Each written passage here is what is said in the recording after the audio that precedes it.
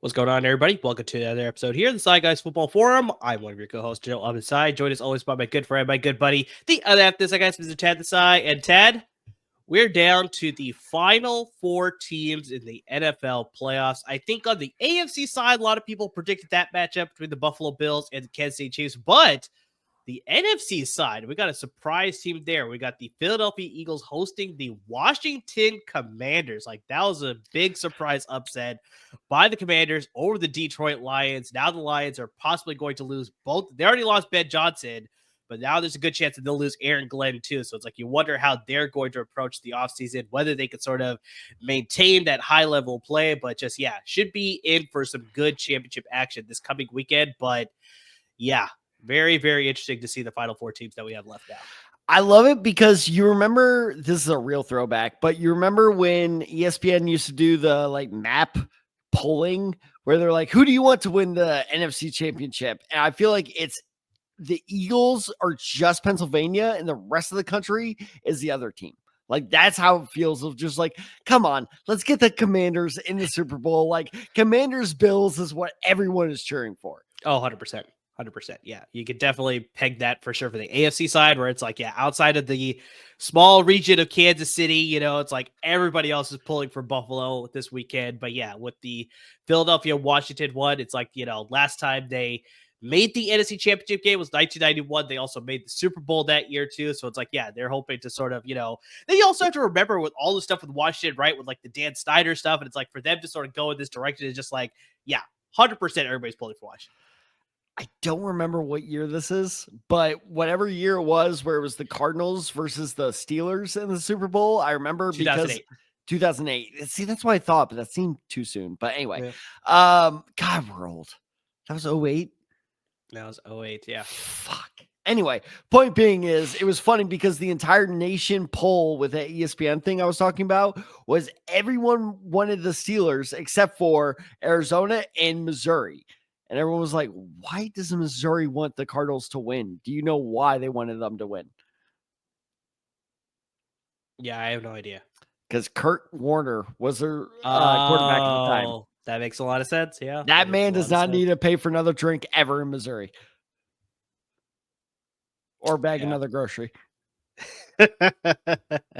But yeah, guys, so yeah, we're down to the NFC and the AFC championship games happening this weekend on Sunday. But with that happening, and obviously once we even get to the Super Bowl too, this is the perfect time to partner with our good friends at Underdog Fantasy. So you can bet on both of those games happening this weekend. Like I mentioned, you can bet on the Super Bowl when that happens in a couple of weeks. You got the NBA going on right now. You got the MLB that'll be starting in about a month and a half or so.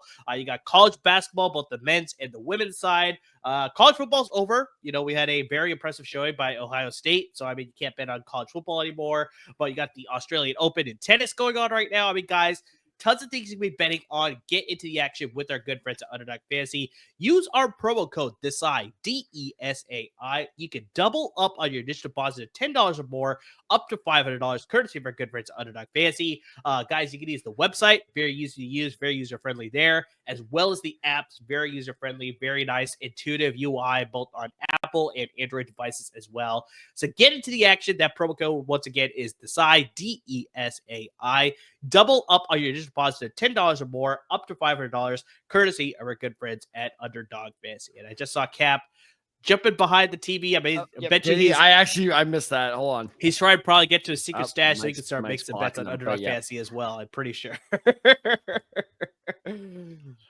Litter your floor with more toys. I'm pretty sure that's exactly what you want. It is a graveyard. It's just a graveyard of cat toys. Graveyard of cat toys. I like that. All right, Tad. So obviously we're here at the championship weekend for the NFL. as we sort of get closer to the offseason, we wanted to take a look at which teams do you think is the most important for them to win the offseason. So these are teams that, they need to make the step in the right direction as far as a rebuild process, whether the teams that are like on the outside looking in of the playoff picture. I mean, just so many different scenarios here as far as teams as they approach the offseason. Still got a couple weeks away until the regular season is over with the Super Bowl concluding, and then the league year doesn't start until March. But a lot of teams, outside of the 4 teams that are playing in the playoffs still, all other 28 teams are starting their offseason, so they definitely need to attack. Yeah, there he is. He's starting Yep. Mm-hmm. Just get comfortable, settle in, yeah. Yep. Start dreaming about those underdog pits, I'm pretty sure, for sure. Mm-hmm. But Tad, like I mentioned, all 28 other teams are already starting the process of beginning the off seasons. Some teams have started hiring new head coaches. Some teams have started evaluating their draft prospects. Obviously, with the draft right around the corner, they're looking at their cap space to figure out how they're going to attack free agency. So, Tad, the big question that I wanted to ask you, which is what we're tackling today in today's episode. Who needs to win the offseason? So, I mean, Tad, we both have 2 teams here that we're hopefully going to get to each. Who's the first team that you want to address as far as they need to win the offseason? Well, this was a very easy pick. It's my Indianapolis Colts. And there are 3 words why they need to be very careful in this offseason. Do you know what those 3 words are? I don't. Anthony fucking Richardson. Okay. I'm going to try not to make this too much of a homer segment. I'm going to try. You got to check me on this if I'm getting a little too homerish. All right. Okay. All right. Let's do this. So 2 years ago, the Indianapolis Colts made a decision at the time I wholeheartely disagreed with, to the point where I literally stormed off our draft live stream because I was so mad, because I was a gypsy with a crystal ball. Is that offensive to say? I don't think so. Okay, good. We're going to keep rolling with it then. I was a gypsy with a crystal ball where I said the only reason that Chris Ballard made this pick, Chris Ballard, for those of you who don't know, is the Colts GM. The only reason he made that pick is because we being Colts fans, were already so at wit's end with this motherfucker, Chris Ballard, who has no. Don't shake your head like, okay, wow, that's strong. Right. That's strong. Because this son of a bitch has had multiple years of top 5 cap room in the NFL. And what has he done with it? 0. All he does is re-sign the same old guys, be like, hey, we're kind of in the playoff running. We were 1 drop pass away from being the Texans for a playoff run. And he just keeps rolling with the guys he has. And it's inexplicably just the wrong move. And he keeps rolling with it. And for some reason, the only reason I can find is that Irsay and Ballard are buddies. He keeps coming back. In the last 10 years, the last time Indianapolis won the AFC South was in 2014 with an 11-5 record. Since then, they had never won the division. They've only made the playoffs twice, and they've only advanced to the second round of the playoffs once. That's unacceptable. And then you look at the amount of free agents that we have up there. We have Ryan Kelly, Will Freeze, Danny Pinter, all scheduled to be free agents. Those are all viable starters, or, given our injury luck, guys that need to step in, Pinter being a key role here, guys that need to step in if our starters get hurt. So we need to pretty much completely rebuild the interior of the offensive line, which is a big enough ask. Then you go to the secondary. That Colts defense in general is terrible. So, okay, you need rebuild, a secondary, which is troublesome when you realize that Julian Blackmon is a free agent. And Julian Blackmon definitely is not as good as he has been in the past, but that's still a massive hole. So you look at what the Colts do. The defense ranked 25th in passing yards allowed, 25th in sacks, 25th in yards allowed per game. And on top of all this, we have over $50 million invested. Do you want to guess where? Probably the defensive line. You're somewhat correct. Are you ready for this? Let's hear it. We have $50 million invested just in the defensive tackle position. Yeah, probably DeForest Buckner and Gross DeForest to it, right? Buckner's, yep, yep, he's eating up a lot of space. So bottom line being is the Colts basically need to rebuild their defense and rebuild, continue enhancing this offense. Because let's not forget Mo Alley Cox and Kylan Grayson, both free agents in this offseason. So the shitty tight ends we have are already gone. So now we're just left with just basically nothing. So the Colts are facing a rebuild, but they refuse to admit it's a rebuild. So that could go one of two ways. If they absolutely nail this year's draft and absolutely nail this year's free agency, 100%, the Colts can be contenders in the AFC South, which is still rebuilding. But here's the whole thing. The AFC South is getting better, and the Colts remain stagnant. They're not bad, but they're not great either. So the Colts need to nail this offseason. Otherwise, Ballard, Steichen, everybody else is gone. And by the way, I don't mind not letting go of Steichen, but not letting go of Ballard was an absolute asinine decision. And this is the offseason they need to prove that that was the right call. And I'm not sure it's going to happen. Because goddamn, Ballard never spends shit on free agency. He just sits there and be like, "Oh no, we're good with the roster." He even admitted as much of like, "Oh no, well, I just sat there and said this is good enough," and clearly that was wrong. No shit, Sherlock. So yeah, no, the Colts are headed for a massive offseason because it's either this is make it or break it for Anthony Richardson, where it's either you're our quarterback of the future or this was a terrible pick and we got to move on. This is the deciding factor between are the Colts going to be playoff contenders for the next 3 years or are the Colts headed for a rebuild for the next 5? Fuck! Well, I mean, you look at the offseason, the Colts made, I think, a very good move. Says the guy with the 7th round quarterback that ended up being great. But I think he's made a step in the right direction. You guys hired Ed Arubo, the defensive coordinator formerly of the Cincinnati Bengals. So I mean, also that should don't be love that hire. For the defense hot take, I don't love that hire. Okay, interesting. We'll see how that all pans out for sure. But you also look at the division. Like you said, I think you said that everybody's slowly getting better. But I think the big thing is that Houston won the division for 2 straight years now, right? But if you look at this past year, they won the division at 10-7. Indianapolis second in the division at 8-9. So it's like the bridge between Houston and Indianapolis is not that huge. So like you said, you have an impressive offseason, kill in the draft, you make some good free agent moves, hopefully, Chris Ballard decides to sign some guys there. But Jacksonville, obviously, they're going with a new head coach. We have to see how that's going to take a toll on the offense and the defense there, just how things are going to work out there. Tennessee is in a big mess. Obviously, they're 3-14. They had to figure out their quarterback issues. They have a lot of issues going on right now. So, yeah, if Indianapolis can have a good offseason, they can very much still be in contention to possibly win the AFC South in the upcoming year. Because you also have to remember that they were alive to make a wild card up until the final weeks of the regular season. Lest we speak about that Giants. Don't bring it up. Don't you dare bring it up. But I mean, just the fact that it's like you guys were still close. I know a lot of that you attribute to Joe Flacco over Anthony Richardson, but just overall, I think the building blocks are there. I think, yeah, with the very impressive offseason, you guys make the right moves. Yeah, can very much be in contention, not just for the AFC South, but definitely, at least a wild card spot, if not the AFC South as well, for sure. See, but that's what I'm talking about. As we finished 8-9 this year, what was it, 9-8 last year with the Texans drop against the Texans. But my point is we can't just keep treading water of like, hey, we're good enough. Of like, I don't know what this is, like my little floaty. Like I feel like I'm an angel here. It's good enough. Like the angel nuance. Hey, everybody's good. But anyway, point being is, you gotta make a decision one way or the other.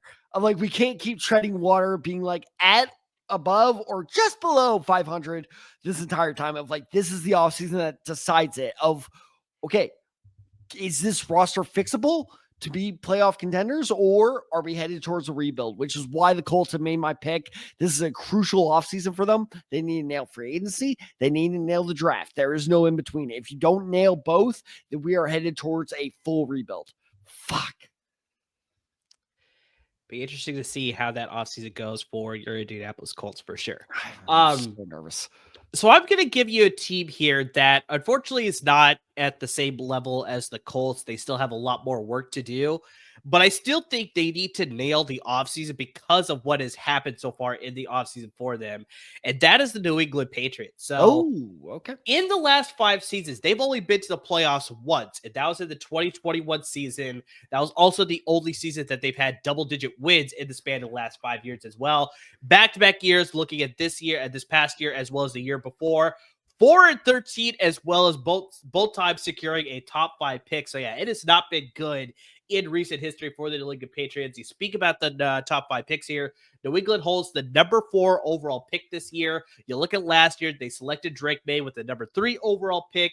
And most likely, you look at this year, they're probably going to draft to give him a weapon, or they're definitely going to draft somebody to protect him on that offensive line there. But this is why it's a big offseason for the Patriots. So, Ted, the Patriots lead the NFL heading into the offseason with the most cap space as far as money they can spend. Interesting. If I were to tell you that, how much money do you think they have available to spend? 110? Actually, pretty close. I thought you'd go a lot lower with that. So the actual number is 112. So they're actually very close. Damn it. But it's crazy. Okay, to be fair, I'm rebuilding the Browns right now as a franchise in Madden. So that's where I'm like, okay, if I blow up my roster, how much money do I have? There you go. So by the way, Kansas, by the way, upset alert, Kansas City, thank you so much for taking Deshaun Watson. Very interesting. I know. But it's like you look at a team and it's like when they're usually leading the NFL as far as cap space to go into free agency, you never think about that 3-digit mark of like 100-something million, right? So it's like the fact that New England has that much money to spend heading into this coming year, that really speaks volume. That's like they can make drastic changes to their roster through free agency, and they could sort of make a significant step forward in the right direction to compete in the AFC East as well as the AFC. But here's the other critical thing, Tad. They fired Jerod Mayo after 1 year, after Robert Kraft said this is a hand-picked candidate to be the successor for Bill Belichick. It didn't work out the way that they were hoping for, and he has ended up being let go after 1 year. They brought in Mike Vrabel, former player with the New England Patriots. Obviously, he played with he coached the Tennessee Titans, had found success there as well. So it's like this is now the second time. That's like this is the guy that we kind of wanted to now lead the new regime here in New England. So this has to go in the right direction. And Tad, I know you sort of brought this up before we started recording, but Josh McDaniels has not been hired for the position yet, but he is expected to take the OC job with the New England Patriots. So that is pretty much a lock there. So it's like they're going in the right direction to possibly rebuild and bring back the Patriots of old when Tom Brady and Bill Belichick were running things there. So possibly we're going in that direction here. But it's like they have to make sure that Mike Vrabel finds success in his first year, because then that's all they're going to hear through New England media sessions as well as league-wide media sessions. That's just like, you fired Jerod Mayo after 1 year. If Mike Vrabel doesn't do better than him, it's like, why didn't you just at least let Jerod Mayo stick it out for maybe 1 more year instead of letting him go in hopes to get Mike Vrabel, right? So this is very critical that Mike Vrabel finds success. So you look at that, they have $112 million to spend in cap space in the upcoming year. The Bills, clearly they're the front runners in the AFC there. I don't think that's going to stop anytime soon. They got very much a very competitive team there. Probably at least for the next 5 years, I'd say that they're going to be probably the kings of the AFC East. I don't know if there's going to be any sort of change there. But you look at everybody below that, it's a wide open field. Like, I mean, the Dolphins have sort of been struggling a lot. There's possibly rumors that they're going to trade Tyreek Hill. You got the New York Jets with their whole issue. They're going with the new head coach, obviously, and whether Aaron Rodgers is going to come back. And that's going to affect a lot of things as far as like how they're going to look. But just this could be a very critical offseason for the Patriots if they make the right moves, that they could all of a sudden, forego everything that we've seen the last 5 years after Tom Brady left the Patriots. That's like, this is sort of make everybody forget about that. It's like, okay, this is a new regime with Mike Vrabel. We can go in the right direction, because Tad, if you look at the Patriots the last season here, they were one of 3 teams to score less than 300 total points on offense. They were also one of 2 teams to total 5,000 total yards, less than 5,000 total yards on offense as well. So you look at what they need to do. You look at Mike Vrabel. He's probably going to anchor up that defense. I think they should be okay there. but that offense needs a lot of work. And it's like you look at lots of big free agents at the wide receiver position. We brought this up before, but you got guys like Chris Godwin's going to be a free agent. T. Higgins is going to be a free agent. Stephon Diggs is going to be a free agent. So it's like you can get an upgrade at the position, give the Patriots receiver room a veteran addition that's a very solid addition as well. Give Drake Maye somebody else that can sort of, find some success in this offense. Also, they can upgrade the offensive line. Lots of good free agent options there as well. You got Zach Martin, the veteran there, Ronnie Stanley, Jedrick Wills. And Tad, I know you brought it up before, but Ryan Kelly could upgrade this Patriots offensive line. How dare you? But overall, David Andrews still there? Is he retired? What happened to him? David Andrews? Yeah. I think he's still there, if I remember correctly. Well, then they don't need a center. No. He's not there anymore. It's Cole Strange. They're out of Georgia David Southern, Andrews, I think that's where he went to school. I'm seeing he's still there. Okay. All right. Yeah. Props to him and McKenzie.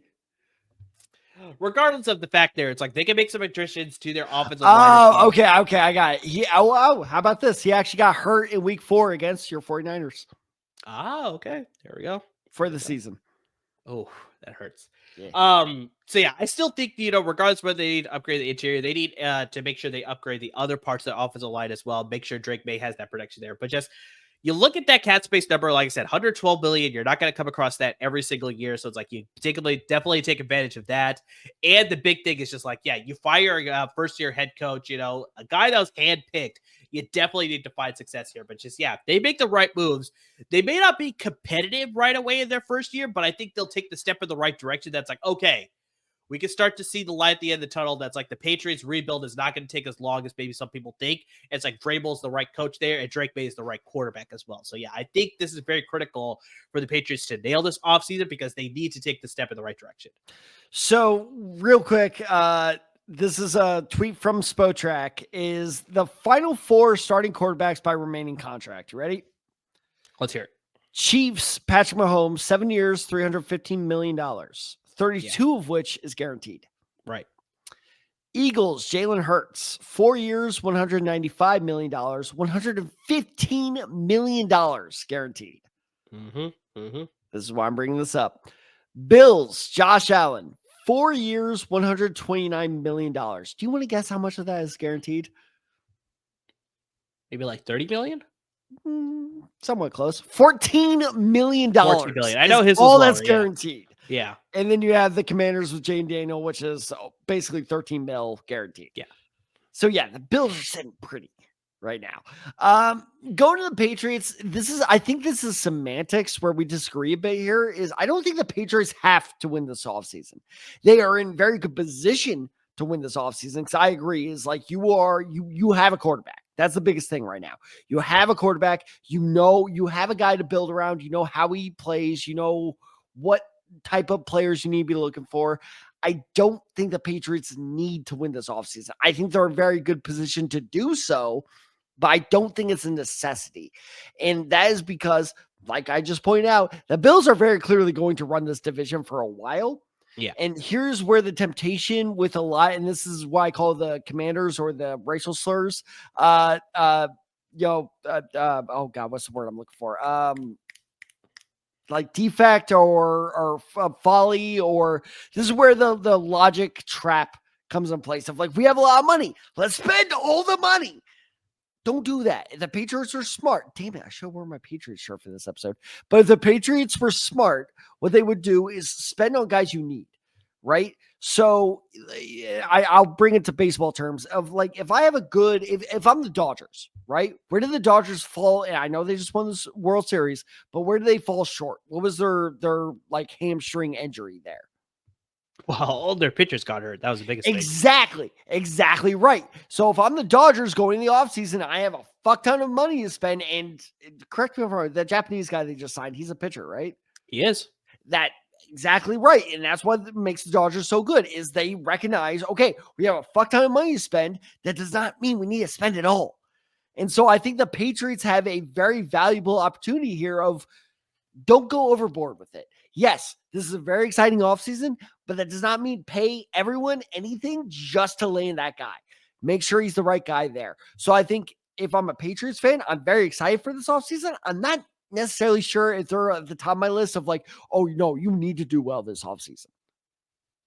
That's fair. And I think everything you said makes a ton of sense. I think for me, it's just like I said, just everything that happened with Drake Maye and all that stuff, and you bring in Mike Vrabel. I think that's why for me, it's like you need to make sure that the offseason puts you in the right spot. Pressure is high for sure. Yeah, you need to make sure that the offseason puts you in the right spot so that it's like you can find success as much as you can in your first year, because that'll just reaffirm for Robert Kraft that's like, okay, we made a mistake with Drake Maye, but it's like now we have the guy. He's going to lead us, hopefully, to more success now in the coming years. So I think that's why I picked the Patriots in this situation. It just feels like this year was kind of a wash for the Patriots. Yeah, like they were just like, yeah, Drake Maye, just because Belichick said sure, but fine, whatever. All right, Gerard, you're out.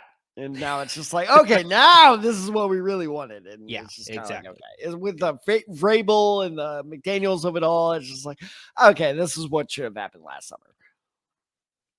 All right, Tam, why don't you give me another team that you think needs to win the offseason this year? Man, you want to talk about emergency offseasons? I think this team has the hottest seat of the offseason, and that's the Miami Dolphins. Let's keep it in the AFC East. Yeah, that's fair. That's fair.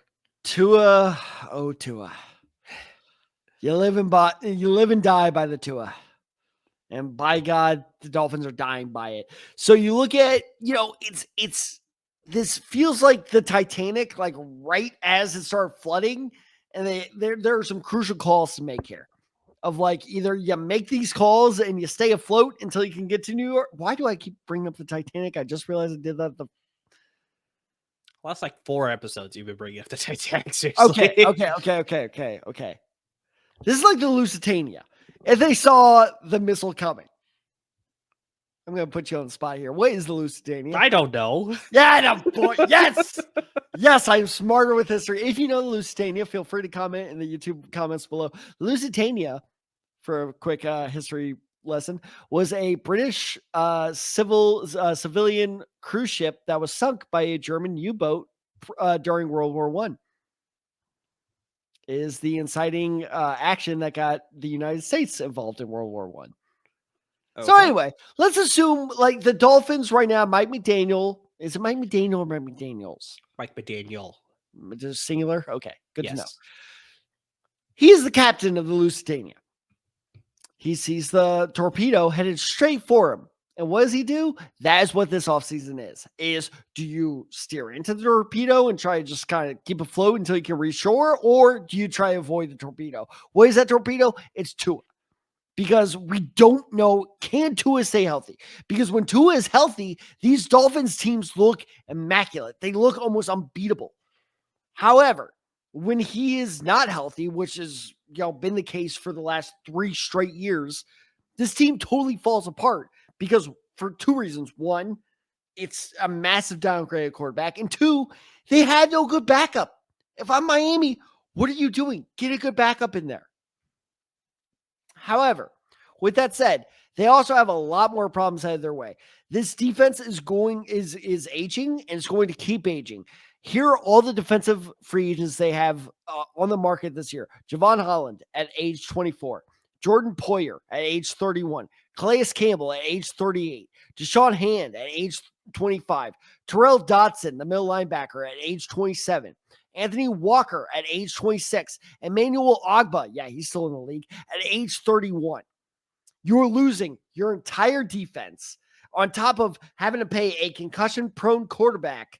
And let's not forget that Tyreek Hill, out of fucking nowhere, requested a trade. Like, this Miami Dolphins thing is it feels like a catastrophe waiting to happen.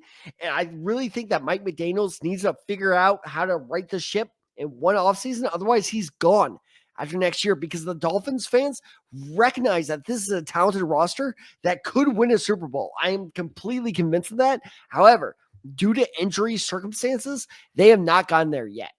And so now it is up to McDaniel to prove, hey, I can build a system that can succeed outside of Tua. And if they can't, it is time to move on from Tua. It's time to move on from McDaniel. This is a total rebuild for Miami. They cannot make the playoffs next year. This is a massive offseason for them. Yeah, I think the big thing is that you committed a lot of money to Tua Tagovailoa in the offseason last year, right? So that's the big thing there. So it's like the fact that you committed him that much money, it's like, okay, that's fine. You trust this guy. Like you said, he runs the offense really well for you. But I think the downside there is just like the concussion things is just can you trust him? You trust this guy to run your offense, but can you trust him? The guy is always fighting himself getting hurt, and it's like he missed some time this year too. So it's like that. It's like if you know that's going to be a possible situation where you may be without Tua Tagovailoa, you need to make sure that you back him up with somebody who can actually play within the system a lot better. And just like you said, they just haven't been able to do that, where they haven't been able to find a guy that's like, okay, if Tua has to miss a couple games or possibly longer than that, this guy can come in and still run our offense just as well as Tua can, or if not, maybe a slight downgrade. Whereas the significant step back from Tua Tagovailoa to their backups is pretty huge. So it's like that's why when Tua went down, it's just you didn't see the same level of efficiency for the offense, same level of high potency for the offense. It just wasn't the same team overall for Miami. So it's like that's a big thing they need to address in the offseason, because that's what can keep them in contention in case Tua gets hurt again. Because yeah, I can understand you made that commitment to him. It's hard to move on from him now, but you definitely need to make sure you back him up with somebody that's like, okay, in case we lose him again, this guy can come in and be just as good in this offense. Because like you said, they have great pieces there with Devon Achane and Jalen Waddle and Raheem Mostert, and they have a pretty good offensive line. And their defense, I know they have a lot of free agents, but they were able to play very well on defense too. But just like they need to make sure that all of that doesn't go to shit because they don't have a good backup quarterback. And so, yeah, they are very much in contention too in the AFC as far as the wild card is concerned. Maybe like we talked about with the Patriots already, the AFC East is hard for them to win that crown, but I think they have the talent to at least be a 5 seed in the AFC if they can lock down that quarterback position outside of Tua Tagovailoa. Well, and here's the funny thing too, is that the Dolphins are in an incredibly tight cap situation, and there's a reason I didn't take specific notes on this is because article after article after article I read is they have a million different ways they can free up cap this offseason. But the problem is there are all these veterans they have to release to make it happen. So it's just like it's impossible to predict of like, this is what the Dolphins offseason priority is going to be, because legitimately of their 53-man roster, 23 of those guys could be gone by this time in 2 weeks. So it's an incredibly volatile situation in Miami at a volatile time when it becomes like Mike McDaniels is on the hot seat. It would not shock me if McDaniels is if the Dolphins get off, and again, a lot of this is going to depend on like how their schedule, pans out and everything. But it would not shock me if McDaniels is one of the in-season firings of next year. It could happen because, a lot of people are talking about with them not making the playoffs this year, whether he was on the hot seat because of, like I said, all the stuff that we brought up already, where it's just like without Tua, the offense wasn't just the same. Where was that offensive creativity that we were used to seeing from him from his time in San Francisco in his first year in Miami? It's just like, where did all that go? You lose your quarterback. It's like, it's not the same guy anymore. It's like, you still find that creativity, but for some reason it wasn't there. To be fair, I would go to a bar named McDaniels. So he does have a retirement backup plan. Like McDaniels, I feel like that's a good place to get like a good martini. So I guess it's McDaniels Bar because McDaniels Bar. Yeah, you got to go the apostrophe. Yes. Okay, yes. Okay, just making sure. We're not confusing him with Josh. He's back there with his khaki shorts and his weird personality. Tell me that is not a bartender personality. If you saw that on Saturday night, I'm tipping that guy extra. Yeah, that's fair. That's fair. All right, Ted. So we got to 3 AFC teams as far as teams that need to win the offseason, but I'm going to give you one NFC team here that definitely needs to win the offseason, and that's the Atlanta Falcons. I think, you look at what they've done here, because you look at last season, Tad, and one of the more surprising moves, if not the most surprising moves of the 2024 NFL draft, the Atlanta Falcons drafted Michael Penix Jr. with the number 8 overall pick. I remember when we were doing that live stream, we were all shocked and appalled at what happened there. Well, you were shocked about 30 seconds later. Yeah, it was a little bit of delay for me. But I think the reason why a lot of us were shocked was because you have to look that just maybe a month before the draft, they gave the veteran Kirk Cousins a 4-year, $180 million contract with $100 million in guaranteed money. You also have to remember Cousins was coming from a torn ACL that he suffered from midway in the 2023 season. So you wonder how he got that much money, but it's like pretty much they committed to like, this is going to be our starter for the future now in Atlanta. It's sort of like a win now mode type of move. Then you draft Michael Penix. It was just very shocking to see them sort of back up a very clear move in the offseason to sign Cousins as like a win now move. Then to back him up with this draft pick at their number 8 overall is like, okay, what are you doing here? So Cousins did not end up finishing the season with the Falcons. They benched him in favor of the rookie Michael Penix Jr. in week 16. In the 14 games that Cousins played, Ted, the Falcons averaged just the shade under 21 points per game. Now, smaller sample size, I know, but in the 3 games that Michael Penix Jr. played, the Falcons averaged 32 points per game. He also went 1-2 in those 3 games. You can look at those 2 losses. That's like, okay, he still lost 2 games. But here's the critical thing. Both those losses came in overtime, and both of those games, Michael Penix Jr. led a drive to lead the Falcons to overtime. So they pretty much tied the game at the end to then take the game into overtime. So this guy clearly was looking a lot more comfortable in the offense, was getting a lot more adjusted as things went on. So let's flash forward to now. So the Falcons are moving on from Cousins. They pretty much have told him that's like, yeah, we're going to move forward with Michael Penix Jr. So now we just haven't heard yet as far as whether they're going to keep him as a backup, because that's what the GM and the front office have said. That's like, we're very comfortable keeping him as a backup. They haven't decided whether they want to trade him or they're at the very last resort designate him as a post-June 1st cut candidate. So those are the 3 options that he has there. You also look at the fact that he's getting rave reviews from doing the ESPN like pregame show or whatever, Ted. I don't know if you saw any clips of that, but apparently he killed it there. So it's like, this guy's getting $100 million to not do anything anymore. So it's like, why not just hang him up and then go to the booth? So that's a possibility there. We'll see exactly what happens there. But pretty much they're moving forward with Michael Penix Jr. here. So it's like, you look at what happened to the Atlanta Falcons over the course of the season.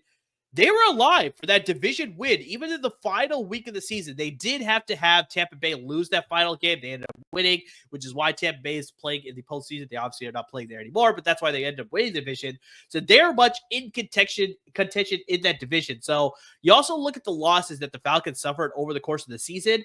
Besides losses to the Panthers and the Saints, all other of their 9 losses, so 7 losses in total then, came against playoff teams that are playing in the playoffs this year. So it's like, you look at the teams that they lost to, it's like, okay, these are serious contenders this year. So that's why it's like, okay, they lost to good teams. It wasn't like they lost to a bunch of like, the Cleveland Browns of the world or, San Francisco, a terrible day was. It's like they were losing to those types of teams. They're losing to quality teams. So heading into the offseason, they're about $13 billion over the cap. So they do have to make some adjustments to the roster, cut possibly some veterans. Like we talked about with Kirk Cousins, probably that's going to clear up maybe some of the cap space as well, whether they trade him or, take that dead cap hit, whatever it is.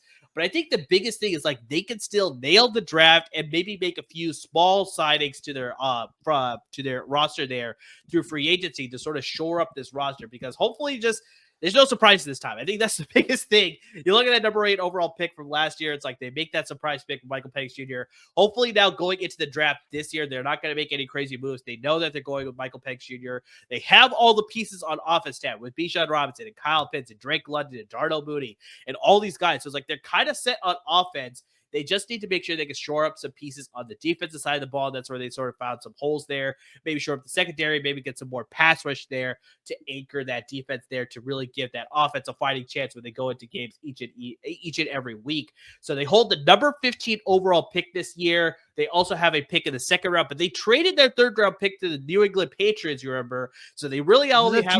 Was that the Matthew Judon trade? That was a Judon trade. Yeah, exactly. So they only have those 2 picks in the first 3 rounds. So we have to see to make sure that they can nail both of those picks there. But yeah, with Atlanta sort of being close and now them committing to Michael Penix Jr. to be the leader of this offense now, I think they're trending in the right direction. And with that division sort of being tightly contested, because Dad, you have to remember, in the AFC South, the Tampa Bay Buccaneers won the division at 10-7. The Falcons were 8-9. The Carolina Panthers and the New Orleans Saints, they have a lot of work to do because they both need a lot of fixing as far as the offense and the defense there. They both finished at 5-12. So they're very much in contention to win the division and possibly make a serious run in the NFC overall. But just, they have to make sure that with this offseason, they definitely kill it when it comes to the draft for sure, but definitely any sort of small boost they make in free agency, they shore it up and they can be that much more competitive in the offseason. But Falcons, I think the microscope's got to be on them in the offseason. Okay. I'm interested here because this is like a time capsule. Okay. Because you're right. The Falcons have managed their money very poorly. Good God. I have the top 3 highest paid Falcons in terms of cap number. Or sorry, top 5. Top 5. Do you want to? How many do you think you could get? I mean, one's a gimme. Maybe 2. 2? Okay. All right. Let's go for it. Top 5. Highest paid Falcons right now on the roster. Probably first one's Grady Jarrett. He is number 4. Number 4. Okay. The other one I'd probably have to say is you're Matthew Judon because they traded for him. Nope. No. Okay. Dude, you're missing a very obvious one. Is it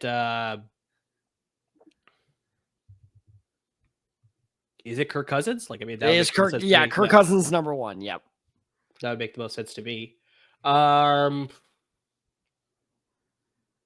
Outside of that, though, one of these guys I had no idea was even a Falcon. They signed somebody from Cincinnati. Okay, wait, hold on. 1, 2, 3. Okay, so you got Grady Jarrett and Kirk Cousins. Yeah. Oh, Jesse Bates. That's the guy. Jesse Bates is number 2. You are correct. Since when is he a Falcon? They signed for the offseason a couple years ago, so that's what I do there. There you go. All right, so you're 3 for 5. I think that's all I got. Chris Lindstrom is number 3. Okay, their offensive lineman. Yeah, he's a good piece for sure. And at number 5 is AJ Terrell. I was going to say Terrell, but I was like, I'm wondering if he's still playing on his rookie contract. But okay, it looks like they gave him a contract. Yeah. Okay, got it. So, but bottom line, no, I completely agree with everything you said. Is let's play a fun game. Where's Kirk Cousins play next year? Because he's not going to be a Falcon. I think Kirk Cousins goes to. I think he's going to be a Brown. I think he's going to be a Brown. I think he's going to be a Brown. Have both those contracts in Cleveland. Yeah, that'd be fantastic. For sure. Well, I think they're just going to be like, fuck it, we'll take it. And then they'll take a dual Carter with number 2. I think the Browns are stuck. And we talked about this in our draft episode I think they are stuck in this is the rare, we have the number 2 overall pick. Fuck situation where it's like, it's a no win. And so they're just like, fuck it, we'll take what we can get. And then just whatever, we'll find a way out of it. I think Cousins goes to Las Vegas. Oh, that's a good one. Yeah. Who's Vegas hires their coach? Because they were going hard for Ben Johnson, and as of today of recording, Ben Johnson is off the market. He was going to go there for sure, but yeah. Man, who do they go with? Who's still left out there? Aaron Glenn. Well, Aaron Glenn apparently is going to be a Jet coach. That's what I'm hearing. Yeah, they're interviewing with him, and they don't want him to leave the building. Apparently, that's what they're trying to do. Yeah, I saw that same report. Damn. Lots of the top candidates are gone now, so it's going to be a little bit of a surprise candidate, I think. This is going to be interesting. But bottom line being, Vegas would make a lot of sense. But bottom line being is Cousins is probably not going to be the guy. And another thing you have to keep in focus with Atlanta is those rookie contracts are running out. Kyle Pitts contracts running out. Drake London, unless I'm mistaken, did he sign an extension? I think he did, actually. So I think all right. So we got Pitts. We got Bijan Robinson is still out there. I mean, there are a lot of guys out there that, still need a lot of contract extensions because they have been building well. They've just not been executing well with any of this. So on top of everything else, it's just Atlanta's in a very precarious situation. I love this. They absolutely need to nail these draft picks, this free agency. You need to find, the diamond in the rough, because otherwise, this NFC South that is continually getting better because the Saints, no matter who they hire as a coach now, that Aaron Glenn is apparently out of the running, the Saints are once they manage their financial situation, they are primed to bounce back pretty well because you have a lot of the Louisiana talent that wants to play for their hometown team. So you got New Orleans on the up. You got Buccaneers still staying competitive. You got Carolina now that Bryce Young looks legit. The Falcons need to absolutely stay afloat in this offseason. So I love this pick of just they're in flux. And not to mention, Michael Penix is going to be 25 by the time next season starts. So it's not like, it's okay, we can waste 2 years. No, because if you waste 2 years compared to, now he's 24, okay, we're fine. Now he's 27 and he's starting his peak. So the Falcons absolutely, and this is the evil you invited to your door by drafting Penix in the top 10. You shortened your window, and it was only you that did that. So yeah, no, the Falcons, fascinating team to watch. Yeah, I think the biggest thing too that you just brought up too is that with that offense, sort of everybody being on a rookie contract and you don't want to extend anybody just yet, it's like if you can find success quickly, it's like you can sort of operate this team, with everybody on a rookie contract and sort of find success and hopefully, get all the way to Super Bowl, possibly win one with everybody on a rookie contract. Then it's like, okay, now where you may lose some pieces, we may not be able to sign everybody. It's like, okay, at least we were able to get everybody and capitalize on that small window, like you said. So it's like that's something that they could kill in the offseason and make that sort of deep run. That's like everything sort of works in their favor as far as like, the financials and the talent and everything like that. So yeah, it's very critical for them to nail the offseason. It's almost comparable to, and he had to answer a question like this after the game in what the Detroit Lions are doing, where the Lions traded for Goff, gave him a massive extension, and they were like, we'll find talent elsewhere. We'll find a Kirby Joseph. We'll find a Terry Arnold. We'll find those guys in the draft and in free agency. But, and this is what I meant by like, because Dan Campbell was asked, is the window closed? And he was like, no, I think it's still open. And I believe Dan Campbell when he says that. But at the same time, that window is tight. It's still open, but it's tight. It's razor thin, Yeah, and that's the thing the Falcons have to pull off is like, yeah, if you pull off everything well, I think they could be the Lions of the NFC. They can be. NFC, they can be. Where these guys come from. But you have to do everything correct. So, yeah, no, this is a massive offseason headed their way, especially because I think we're going to see something similar happen this year that we saw happen in last year's draft where all these defensive guys start slipping. Now, I'm not saying no defensive guy will be taken until 15 because Abdul Carter's, I'd be shocked if he slipped past like 6 or 7. Yeah. But point being is I think you're going to see a run of offensive players, and then 15 through 32, you're going to see a bunch of good defensive players go. Could happen. And real quick, before we close out the episode here, but just fun thing that I was reading about Ben Johnson before he got hired by Chicago was that depending on where he landed, there's a rumor that's like supposedly, let's say he was hired by Las Vegas, that maybe they would orchestrate a trade to get Hendon Hooker. I saw that and I was like, oh my God, that would be fantastic. Because you obviously know Ted. I remember when I was watching him. We both loved Hendon Hooker. I love that guy. I was at a bar and I was drunk as shit at 1 a.m. And you just texted me like, Hendon Hooker is good. I was like, yeah, he's good. But yeah, so unfortunately we're not going to get that because obviously he has Caleb Williams in Chicago now. But just, that would have been fun to see if Ben Johnson landed somewhere where they need to have a quarterback sort of in place and they trade for Hendon Hooker. Like that would have been, I would have loved that. I'll tell you a funny story to cap off that story is, so my dad is a diehard Detroit fan. And I spent this past weekend with my family in Chicago, looking over my niece and my nephew, my nieces, sorry. And, we were putting them down for bed at 9:30 Central Time. And of course, like the Detroit game was going on. And my dad was like, no, I'll put him in bed. I have experience in this. I'm like, sweet, you do that. And he went up and that's when Goff got hurt. Yeah. A couple times he stepped out. He stepped back and he's like, what happened? I'm like, well, Bridgewater's playing quarterback for you. So Bridgewater and Hooker, not a great relationship there. Yeah. So would have been fun to see, but now I think we'll see what happens with Hendon Hooker down the road now. Is Hooker going to be the next Ryan Mallett? Could be. Like a guy we never see and we're like, hey, he looks good. Ryan Mallett, Bat Flynn with that one fluke game that he had at the very end of the year with Green Bay. Brock Osweiler. Could be a Brock Osweiler, yeah, for sure. There's a lot of names that you can sort of fill in there. But I was going to say Matt Castle, but he actually had a good season. Yeah, he did. Almost made the playoffs there with Matt Castle that one year. So close.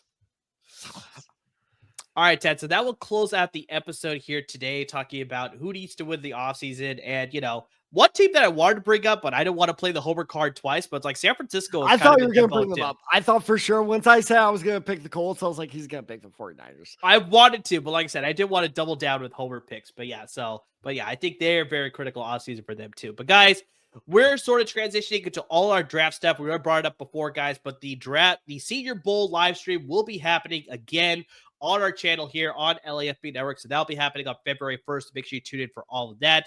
We're promoting that for sure heavily as we get closer to that game for sure.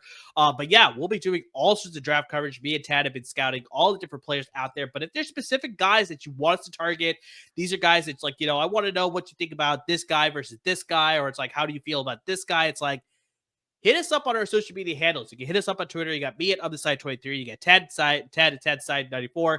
Got the show handle at The Side Guys, and of course on Instagram at The Side Guys as well. So that is the best way you can hit us up with all of your questions as far as the draft, as far as fantasy football, in case you're playing in like a dynasty league or a keeper league and need some advice there. We can help you out there for sure there. If you want to talk about non-football stuff, you can hit us up about there. Just any way you want to interact with us, we're there to interact with you about anything and everything when it comes to football and non-football topics for sure. Being a big baseball guys, you can hit us up about all that stuff as well. Really quick, Fed, do you think Ichiro should have been a unanimous Hall of Famer? I'm so sorry. What's my name? It's a Tad. That is not what you said. That is. By the way, yeah, that is too funny you should say that, because like an hour before we went on air, I got that alert of like he was 1 vote shy. Fuck that guy. Yeah, seriously. Fuck that guy, because he just want to be that guy. Oh no, it's just like, here's the worst part. Okay, fine, you're gonna be that guy, then fucking own it. Come out and be like, I was that guy. Like, I was the one. But no, he's going to sit there in his little corner and be like, I was that guy. I was the reason he wasn't. Like, fuck off. No. Yeah. Like, look, I have had a ton of shitty takes on this podcast. I have defended each and every single one. That is true. Be a man. Yeah. Yeah, the guy who didn't vote. Same guy with Rivera. Rivera. Didn't the same thing happen with Mo? No, Rivera is the only one to be a unanimous Hall of Famer. Like everybody. There was one other one where there was. Was it Jeter? Ken Griffey. Yeah, that was it. That was exactly it. I was about to bring it up. I was like, the two guys, the guy who didn't vote for Ichiro to be unanimous. That's why I know this guy didn't come out. Because the guy that voted against Griffey Jr. never came out. No one knows who it was. Exactly. Cowards. But yeah, so we could definitely discuss that if you want to discuss that as far as whether Ichiro should have been a unanimous Hall of Famer. Me and Tanner both that he should have been. So yeah, absolutely, 100%. Griffey Jr. Guys, by the way, put a backwards hat on his bus. Come on. Make sure you subscribe really to your podcast so you're always up to date with our podcast episodes, and make sure you subscribe to our YouTube channel so you're always up to date with our videos as well. And please, guys, make sure you're supporting our parent network at LAFB Network, because they're giving you a lot of great content when it comes to the Rams and the Chargers. Unfortunately, both teams are out of the playoffs, but they'll definitely be giving you a lot of great offseason content with them. And they're covering the college football landscape with the Bruins and the Trojans as well, all the transfer portal stuff and how they're going to track the offseason as well for them. But Tad, they're not just doing football anymore. They got you covered when it comes to the NBA action. So they got your Clippers and Lakers coverage. And then we're just talking about the MLB here. They'll be ready with all of your Angels and Dodgers coverage as well on LAFB Network. So a lot of great content coming from a lot of great content producers over there at LAFB Network. So make sure you're supporting them. But to everybody who's already supporting us by, listening to the podcast, by watching our videos, by interacting with us on social media, I mean, just anything and everything that you're doing to support the podcast, we really cannot thank you enough. And by the way, guys, do not forget, we have a lot of draft content headed your way. But if you want specific draft content or specific player content headed your way, be sure to drop us a DM at one of those socials below, or Instagram, Facebook, wherever you can find our page. DM us, comment us. We will take that into account. So be sure to keep dropping our ideas by us, because we need them. The offseason is a very long time. So, as always, everyone, thank you so much for listening. Thank you so much for watching. And please stay safe, everyone.